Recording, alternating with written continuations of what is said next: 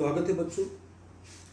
मैं अनिल कुमार सिंह और सहायक अध्यापक पंडित दीनदयाल उपाध्याय राजकीय मॉडल इंटर कॉलेज पचनेही बांदा।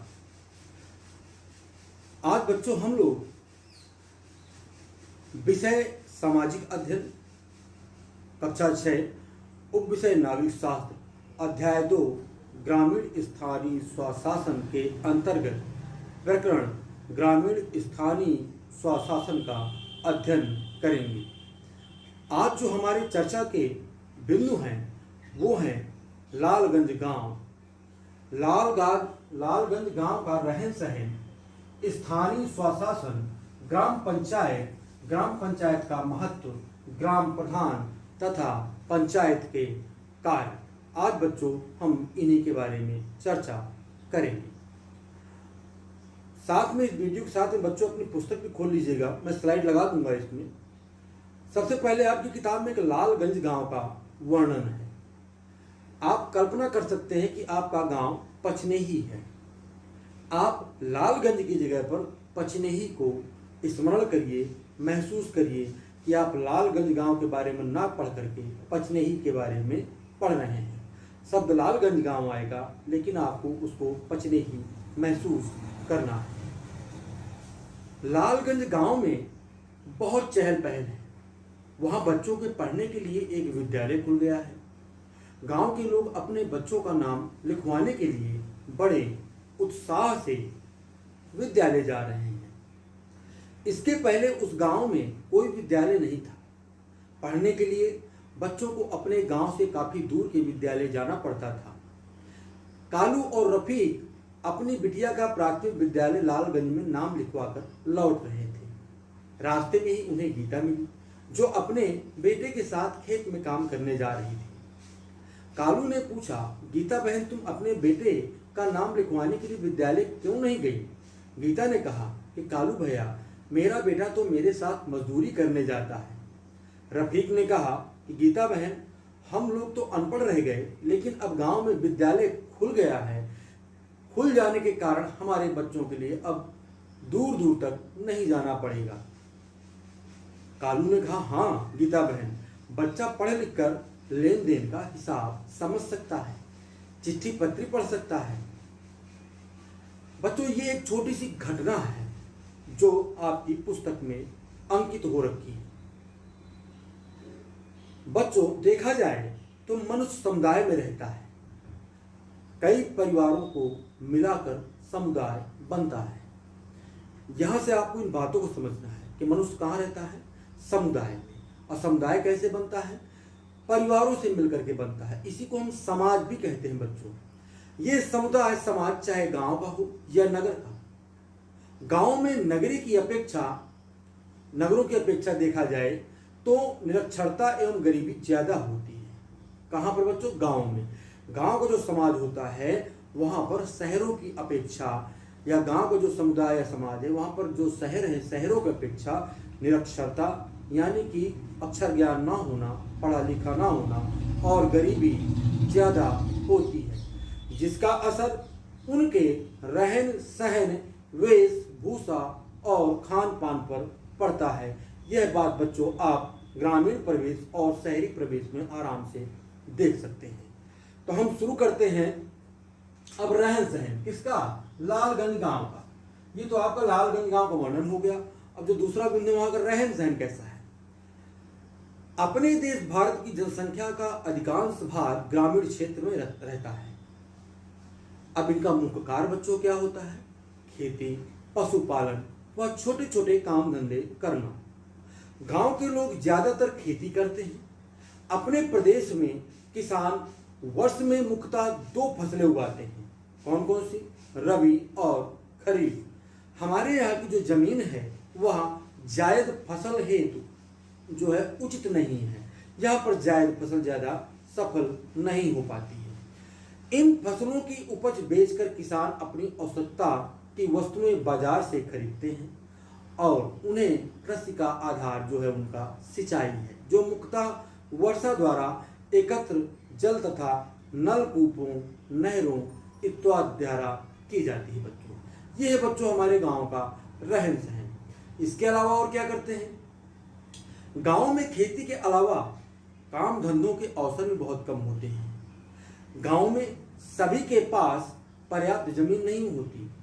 ऐसे लोग दूसरे के खेतों में मजदूरी करते हैं। फसलों की बुआई, निराई और कटाई के समय इन लोगों को खेती में काम मिल जाता है। जिन दिनों उन्हें गांव में काम नहीं मिल पाता, वे काम खोजते हुए गांव से दूर चले जाते हैं। अब गांव की स्थिति में तेजी से बदलाव आ रहा है। खेती में उन्नतशील बीज एवं उत्तम खाद का प्रयोग होने लगा है। खेतों की जुताई के लिए हल बैल के स्थान पर ट्रैक्टर का प्रयोग होने लगा है। गांव में विद्यालय, पक्के मकान, पक्की सड़कें, प्राथमिक स्वास्थ्य केंद्र तथा पंचायत घर इत्यादि बच्चों बन चुके हैं। शहरों की तरह ग्रामीण परिवेश में उनके रहन सहन में भी आपको बदलाव देखने को मिलेगा। ये जो बदलाव है, जो पंचायत भवन बन रहा है, जो विद्यालय बन रहा है, जो पक्की सड़कें बन रही हैं, जो नलकूपों का निर्माण हो रहा है, जो नहरों का निर्माण हो रहा है, ये कैसे होता है? हम इन्हीं सब बातों को इस पाठ के अंतर्गत समझेंगे कि स्थानीय स्वशासन होता क्या है बच्चों। तो हमारा जो अगला शिक्षा बिंदु क्या है? स्थानीय स्वशासन। गांव में सार्वजनिक सुविधाओं का प्रबंध करने के लिए ही ग्रामीण स्वशासन होता है। स्वशासन का अर्थ है अपना शासन। वहां पर कोई बाहरी व्यक्ति शासन करने नहीं आएगा। गांव के ही लोग, गांव के लोगों के द्वारा ही कहीं न कहीं किसी का चुनाव होता है और उस चुनाव के द्वारा बाद में एक मुखिया बनता है। मुखिया धीरे धीरे गांव की सारी समस्याओं को बच्चों सुलझाता है। गांव में इतना परिवर्तन होने के बाद भी बहुत सी ऐसी समस्याएं हैं जिन्हें दूर करने के लिए गांव के सभी लोगों को मिलजुल कर काम करने की जरूरत आज भी पड़ती है बच्चों।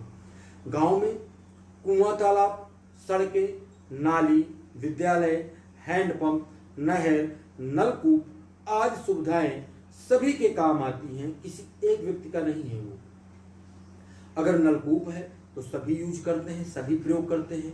तालाब है तो तालाब का प्रयोग सभी करते हैं। वहाँ जितनी भी गांव में चीजें होती हैं, जितनी भी इस तरह की चीजें होती हैं सार्वजनिक प्रयोग की, उसका सभी लोग कहीं ना कहीं प्रयोग करते हैं। गांव में कुआं, तालाब के अलावा और बहुत सारी चीजें होती हैं। इन्हीं सब सुविधाओं को सार्वजनिक सुविधाएं कहा जाता है। यानी जिनका प्रयोग सभी लोग कर सकें, यानी सार्वजनिक रूप से कर सकें, वो सार्वजनिक सुविधाएं कहलाती हैं। इन सार्वजनिक सुविधाओं को उपलब्ध कराने व अन्य समस्याओं का निराकरण करने के लिए पंचायत व्यवस्था बनाई गई है। किसके द्वारा बनाई गई है? इसमें सरकार का, हमारे संविधान का योगदान है। पंचायत व्यवस्था बच्चों 3 स्तरों पर काम करती है। मैं यहाँ पर एक चार्ट लगा रहा हूँ, उसको देखिए। पहला है ग्राम पंचायत, आपको दिखेगा पहले नंबर पर ग्राम पंचायत, दूसरे नंबर पर क्षेत्र पंचायत, तीसरे नंबर पर जिला पंचायत। पहले ग्राम पंचायत क्या होती है? ये 3 स्तर हैं पंचायत के। इन्हीं 3 स्तरों के द्वारा कहीं ना कहीं जो सार्वजनिक सुविधाएं हैं वो पूरे समाज को उपलब्ध होती हैं। पहले नंबर पर है ग्राम पंचायत। तो अब हमारा अगला शिक्षा बिंदु जो है ग्राम पंचायत, हम इसके बारे में थोड़ी जानते हैं। कम से कम 1000 की आबादी पर एक ग्राम पंचायत होती है। कितनी आबादी पर? 1000 आबादी पर। यह आबादी होगी तभी ग्राम पंचायत बनेगी। यदि इससे छोटी जनसंख्या है उस कस्बे की, तो उसको किसी न किसी ग्राम पंचायत से जोड़ दिया जाता है। जिन गांव की आबादी 1000 से कम है, वहां पास के अन्य छोटे छोटे गांवों को मिलाकर एक ग्राम पंचायत बनाई जाती है। यानी एक ग्राम पंचायत नलकूपों, नहरों इत्यादि जो है कहीं न कहीं इन सब का व्यवस्था करती है। आप यहाँ पर देखेंगे चित्र बना हुआ है लालगंज ग्राम पंचायत का। लालगंज ग्राम पंचायत जो है, इसमें कलोर का पूरा, होलापुर, भगवत का पूरा और गंगासो का पूरा इन 4 छोटे छोटे कस्बों को मिला करके, छोटे छोटे गांवों को मिला करके एक लालगंज ग्राम पंचायत का निर्माण किया गया है। अब कैसे काम करती है ग्राम पंचायत, हमें ये समझना पड़ेगा। यहाँ पर ग्राम पंचायत में एक समिति का निर्माण किया जाता है।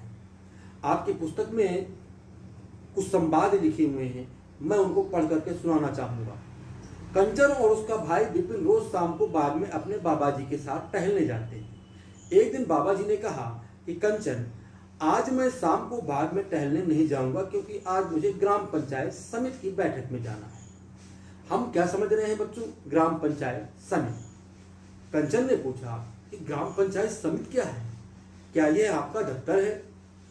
बाबा कह रहे नहीं, ये दफ्तर नहीं है, मैं वहां नौकरी नहीं करता, मैं गांव में रहने वाले लोगों के द्वारा पंचायत समिति का सदस्य चुना गया हूं। कंचन ने पूछा कि ग्राम पंचायत समिति के सदस्य कौन हो सकते हैं? बाबा जी ने उनके जवाब दिया कि ग्राम पंचायत समिति का सदस्य होने के लिए व्यक्ति को उस गांव का निवासी तथा भारत का नागरिक होना आवश्यक है। यानी जो भी ग्राम पंचायत समिति का सदस्य में चुना जाएगा, उसकी योग्यता क्या होगी कि वो उस गांव का निवासी हो और भारत का रहने वाला हो, यानी उसकी जो नागरिकता है वो भारतीय होना चाहिए। उसकी उम्र कम से कम 21 वर्ष हो, वह पागल या दिवालिया ना हो। पागल का मतलब कि जिसका मस्तिष्क अच्छी तरह काम करे, वह उल्टे पुल्टे हरकतें ना करता हो। और दिवालिया से क्या तात्पर्य है कि उसके पास धन हो, उसका कहीं पर कोई कर्जा ना हो, बैंक ने उसको ऐसा ना घोषित किया हो कि ये व्यक्ति कर्जा देने में सक्षम नहीं है, बैंक ही दिवालिया घोषित करता है, तो वह पागल या दिवालिया ना हो। वह किसी न्यायालय द्वारा कोई सजा ना पाया हो, यह भी होना चाहिए। इसके अलावा 18 वर्ष के सभी स्त्री पुरुष मतदान के द्वारा पंचायत समिति के सदस्य का चुनाव बच्चों करते हैं। पंचायत समिति के सदस्यों की संख्या 9 से लेकर के 15 तक हो सकती है। यह पंचायत समिति जो बनती है वो ग्राम पंचायत कितनी बड़ी है, वहाँ पर कितने पुरवा हैं, वहाँ पर कितने मोहल्ले हैं और वहाँ पर कैसी संख्या है, उसके आधार पर सदस्यों का समिति में चुनाव किया जाता है। ये संख्या उस ग्राम सभा की कुल जनसंख्या के आधार पर होती है। ये सदस्य ग्राम पंचायत के अंतर्गत आने वाले गांवों से 5 वर्ष के लिए बच्चों चुने जाते हैं। यानी ग्राम पंचायत समिति के जितने भी सदस्य होंगे वह कितने वर्ष के लिए चुने जाएंगे? 5 वर्ष के लिए। कानून के अनुसार ग्राम पंचायत में महिला तथा अनुसूचित जाति के सदस्यों का होना आवश्यक है। इनको कोटा के तहत सीटें मिलती हैं और उनमें चुनाव होता है। ग्राम पंचायत का बच्चों महत्व क्या है? अगर हम महत्व की बात करें समिति के बाद, तो गांव से संबंधित जितने भी निर्णय हैं वो ग्राम पंचायत में ही लिए जाते हैं। गांव के लोग अपनी स्थानीय समस्याओं को आसानी से ग्राम सभा में ही सुलझा लेते हैं, जिससे उनके समय, संपत्ति और संसाधनों की बचत होती है। ग्राम प्रधान ग्राम शिक्षा समिति का अध्यक्ष होता है। विद्यालय के रखरखाव, निःशुल्क बालिका ड्रेस वितरण या बालक ड्रेस वितरण, छात्रवृत्ति वितरण, निःशुल्क पाठ्य पुस्तक वितरण तथा विद्यालय में दोपहर के भोजन, जिसको आप लोग बच्चों मिड डे मील के नाम से जानते हैं, की व्यवस्था प्रधान की देखरेख में ही होती है। ग्राम पंचायत अधिकारी ग्राम पंचायत का सचिव होता है। उसे सेक्रेटरी या बीडीओ भी कहा जाता है। वह जनता द्वारा चुना नहीं जाता, बल्कि सरकार द्वारा नियुक्त कर्मचारी होता है। पंचायत सचिव ग्राम पंचायत समिति का हिसाब किताब तथा किए गए कार्य का ब्यौरा रखता है। पंचायत की बैठकें कराता है, सरकारी योजनाओं के विषय में गांव वालों को जानकारी देता है और बैठक का विवरण लिखता है। यह बच्चों ग्राम पंचायत समिति जो आपकी है उसके कार्य भी हैं और ग्राम पंचायत का यह महत्व भी है। ग्राम पंचायत समिति में कौन कौन लोग आते हैं, तो आपने पहले सदस्यों को सुना। अब एक व्यक्ति और आता है, वो है ग्राम प्रधान। हमें उनके बारे में भी थोड़ी सी जानकारी हासिल करना चाहिए। तो हमारा शिक्षण बिंदु क्या है? ग्राम प्रधान। फिर से हम संवादों की तरफ लौटते हैं। बाबा जी ने विपिन को समझाते हुए बताया कि जैसे तुम्हारी कक्षा का मॉनिटर कक्षा के बच्चों के द्वारा चुना जाता है, वैसे ही ग्राम प्रधान का चुनाव मतदान द्वारा उस गांव के निवासियों द्वारा होता है। बच्चों, आप लोग गांव में देखते होंगे कि प्रधानी का चुनाव होता है, अभी भी होने वाला है, क्योंकि सूचना निकल चुकी है और उसके बाद जो है कहीं ना कहीं लोग अपना अपना प्रयास करना शुरू कर रहे हैं। प्रचार होगा, कुछ कैंडिडेट खड़े होंगे, वहाँ पर खड़े होंगे जिनमें महिला और पुरुष दोनों हो सकते हैं। उनको आपके गांव के वह लोग चयनित करेंगे जो 18 वर्ष से ऊपर हो चुके हैं, जिनको वोट देने का या वोट डालने का अधिकार है। बच्चों, ग्राम पंचायत समिति के सदस्यों में से ही एक सदस्य को बहुमत से उप प्रधान के लिए चुना जाता है। ग्राम प्रधान की अनुपस्थिति में उप प्रधान ही उसके कार्यों को करता है। समिति के सदस्यों का चुनाव बच्चों कौन करता है? जनता, यानी गांव के लोग। प्रधान का चुनाव कौन करता है? जनता। समिति के द्वारा चुने जाने वाला व्यक्ति कौन है? उप प्रधान। ग्राम प्रधान की अनुपस्थिति में सारे काम यही उप प्रधान करता है। ग्राम प्रधान की और उप प्रधान तथा पंचायत समिति के जो सदस्य हैं, गांव की जनता द्वारा ही चुने जाते हैं। गांव की जनता की जो सुख सुविधा के लिए जो कार्य हैं वह इनके द्वारा ही बच्चों होते हैं। इन्हें जनता का प्रतिनिधि भी कहा जाता है। यदि कोई सदस्य ठीक से काम नहीं करता तो वह पंचायत समिति से हटाया भी जा सकता है। मैं स्लाइड में बच्चों यहाँ पर एक चित्र लगा रहा हूँ जिसमें जनता के द्वारा निर्वाचित प्रतिनिधि कौन कौन से हैं? ग्राम प्रधान, उप प्रधान, ग्राम पंचायत समिति के सभी सदस्य। और जो सरकार द्वारा नियुक्त है उसमें कौन कौन आएंगे? ग्राम पंचायत अधिकारी यानी सेक्रेटरी, ग्राम विकास अधिकारी, लेखपाल, बेसिक स्वास्थ्य कार्यकर्ती, नलकूप चालक, आपके प्रधानाध्यापक और शिक्षक, ये सभी सरकारी कर्मचारी हैं। ये सभी मिलकर कहीं ना कहीं पूरे गांव का बच्चों विकास करते हैं। अगला जो हमारा शिक्षण बिंदु है बच्चों वो है पंचायत के कार्य क्या होते हैं, क्यों हम पंचायत का चुनाव करें, क्यों हम ग्राम प्रधान का चुनाव करें। अब थोड़ी बच्चों इसके बारे में जानते हैं। हम फिर संवादों की तरफ लौटते हैं। यहाँ पर एक चित्र है जिसमें कार्य लगे हुए हैं, प्रकाश व्यवस्था है, विद्यालय खुला हुआ है, साफ सफाई हो रही है बच्चों, और हैंडपंप यानी पेयजल की व्यवस्था को दिखाया गया है। ये सारे के सारे कार्य ग्राम पंचायत के ही बच्चों हैं। संवादों की तरफ लौटते हैं कि पंचायत की जिम्मेदारी गांव की दशा सुधारने की है। ग्राम पंचायत यह देखती है, बाबा जी यह जवाब दे रहे हैं बच्चों, बाबा जी बता रहे हैं कि पंचायत की जिम्मेदारी गांव की दशा सुधारने की है। ग्राम पंचायत यह देखती है कि गांव की जनता प्राथमिक स्वास्थ्य केंद्र के द्वारा स्वास्थ्य की सुविधा प्राप्त कर रही है या नहीं। ये कार्य हैं ग्राम पंचायत के आपके। कौन कौन से? विद्यालय चल रहा है कि नहीं चल रहा है, वहां पर स्वास्थ्य कर्मचारी आ रहे हैं कि नहीं आ रहे हैं, सफाई कर्मचारी आ रहे हैं कि नहीं आ रहे हैं, जो वहां पर आपका अस्पताल है वहां पर लोग लाभ पा रहे हैं कि नहीं पा रहे हैं। सभी चीजें जो है कहीं ना कहीं ये पंचायत के कार्यों के अंतर्गत ही आती हैं। जैसे गांव की गलियों में खड़ंजा बिछवाना, सड़क बनवाना, पानी की निकासी के लिए नाली बनवाना, बिजली, पीने की पानी इत्यादि की व्यवस्था तथा जन्म और मृत्यु का ब्यौरा तैयार करने की जिम्मेदारी ग्राम पंचायत की होती है। यह जरूरतमंदों को चिन्हित करने और कार्यों की प्राथमिकता का निर्णय भी अपनी बैठकों में करती है। जरूरतमंदों को चिन्हित करने से बच्चों क्या तात्पर्य है? आप लोग देखते होंगे कि गांव में बहुत सारी महिलाएं विधवा हो जाती हैं, कुछ लोग गरीब होते हैं, उनके लिए सरकार के द्वारा जो योजनाएं लागू होती हैं उन योजनाओं को इन्हीं पंचायतों के द्वारा कहीं ना कहीं चिन्हित किया जाता है और किनको देना है ये भी वहां पर निर्णय लिया जाता है। क्या आपके गांव में ऐसा होता है? बिल्कुल होता होगा बच्चों। विधवा महिलाओं को विधवा पेंशन देना, गरीब लोगों को आवास देना, जैसे यहाँ पर गैस सिलेंडर वगैरह मिलते हैं, जैसे कुछ लोगों को वृद्धों को पेंशन मिलती है, ये सारी चीज तो इनको चिन्हित कौन करता है? इनको चिन्हित करने का कार्य ग्राम पंचायत करती है। प्रधान, सदस्य, उप प्रधान, ये सभी लोग मिल करके करते हैं। गांव की सार्वजनिक संपत्ति का रख रखाव एवं इनके खरीदने तथा नीलामी का कार्य भी ग्राम पंचायत द्वारा ही होता है।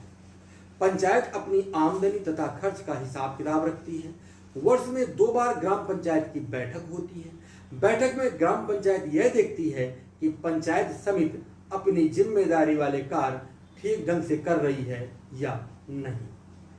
आज बच्चों हमने लालगंज गांव के बारे में जाना, लालगंज गांव का रहन सहन उसके बारे में चर्चा की, स्थानीय स्वशासन क्या होता है इसके बारे में जाना, ग्राम पंचायत के बारे में जाना, ग्राम पंचायत के महत्व को जाना, ग्राम प्रधान कैसे चुना जाता है, उप प्रधान कैसे चुना जाता है, सदस्यों का चुनाव कैसे होता है और पंचायत के कार्यों के बारे में हमने जाना। बच्चों गृह कार्य नोट करें। यहां पर कुल मैंने आपको 5 प्रश्न दिए हैं। पहला, दूसरा जो प्रश्न है और तीसरा ये आपके भरने और मिलान करने के लिए तथा टिक लगाने के लिए। चौथा प्रश्न आपका है, ये जो है आपको उत्तर देना है, लिखना है अपनी पुस्तिका में। इनको आप नोट कर लें, स्लाइड को पॉज कर लीजिएगा और नोट कर लीजिएगा बेटा। अगले वीडियो में हम अध्याय 3 के बारे में अध्ययन करेंगे। आप उसको अध्ययन करके आइएगा। धन्यवाद।